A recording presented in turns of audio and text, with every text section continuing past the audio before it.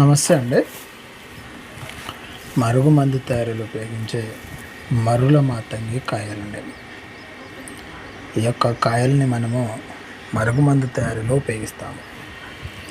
ఇవి ఎందుకు ఉపయోగిస్తామంటే వేటికైనా ఈ కాయలు అంటుకుంటే వాటిని వదిలిపెట్టకుండా అట్లా అంటుకొని ఉంటాయి.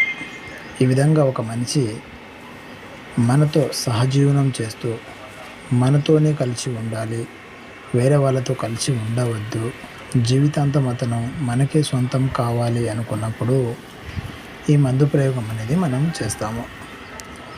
కొంతమంది కొన్ని అపోహలు ఉన్నాయి. ఈ మందు వల్ల మనిషికి సైడ్ ఎఫెక్ట్స్ ఉంటాయి, కడుపులో వేర్లు వస్తాయని అట్లా చెప్పుకుంటూ ఉంటారు.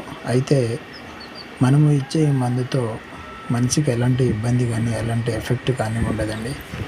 ఇది 100% ఆయుర్వేదిక్. ఈ విధంగా